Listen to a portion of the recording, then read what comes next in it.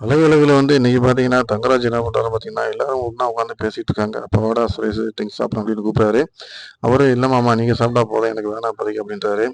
ஒரு கட்டத்துல வேற வழி இல்லாம தங்கராஜ் மட்டும் சாப்பிடுறாரு. சாப்பிட்டு முடிச்ச உடனே அவருக்கு ஒரு கவலை வந்துருது. தன்னுடைய தங்கச்சி இறந்து போனத பத்தி நினைக்கிறாரு.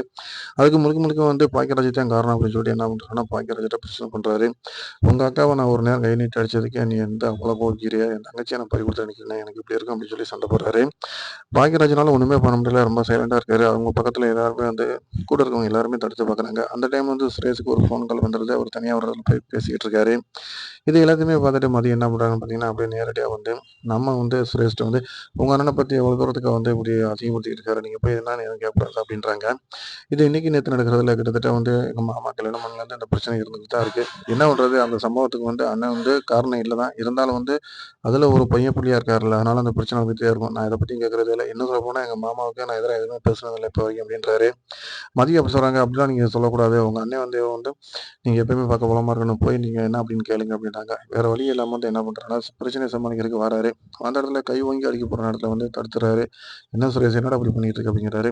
"இல்ல மாமா நடந்து போன பிரச்சனை தான். இத நீங்க பெருசு பண்ணாதீங்க. கொஞ்சம் நீங்க சப்போர்ட் பண்ணுங்க" அப்படின்றாரு.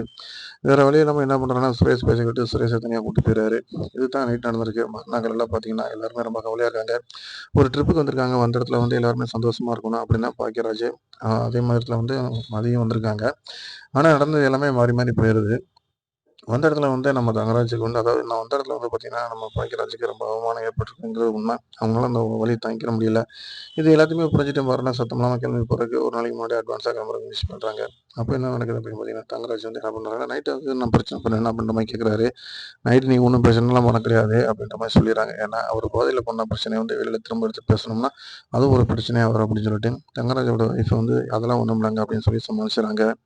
ஸோ எல்லாத்தையுமே கேட்டுட்டு என்ன பண்ணிடுறாருன்னா, அப்படியா அப்படின்னு சொல்லிட்டு எல்லாருமே கிளம்பி வெளில வராங்க. அப்போ ரூம் செலவு எல்லாமே நம்ம பாக்கியராஜ் தான் குடுக்க போறாரு. அப்ப தங்கராஜ் என்னோட செலவ நானே குடுத்துறேன் அப்படிங்கிறாரு. ஆனா இல்ல நான் குடுத்துறேன் மாமா அப்படின்றாரு. இப்படி ஒருத்தர் பேசிட்டு இருக்க நேரத்திலே அவருக்கு ஒரு ஃபோன் கால் வருது. தங்கராஜ் வெளில போயிறாரு. அந்த டைம்ல மதியம் என்ன பண்றாங்க பார்த்தீங்கன்னா, நீங்க குடுங்க உங்க அண்ணனே முழு பேமெண்ட்டையும் குடுக்க வேணாம். நீங்க குடுங்க அப்படின்ட்டாங்க. இல்ல, இல்ல அண்ணன் குடுத்துருவாரு அப்படிங்கிறாரு. வேற வழி இல்ல எல்லாரும் முன்னாடி சொல்லும்போது நம்ம மாட்டி சொல்லக்கூடாதுன்ட்டு சுரேஷ் மீத பேமெண்ட்ட குடுத்துறாரு. ஸோ தங்கராஜ் "ஏன்டா நீ குடுத்த?" அப்படின்னு கேட்கும்போது, "இல்ல, இல்ல இந்த மாரி ஒரு சம்பவம் நடந்துச்சு. அதுவும் மதி சொல்லும்போது என்னால அந்த அளவுக்கு தட்ட முடியல" அப்படின்ட்டாரு.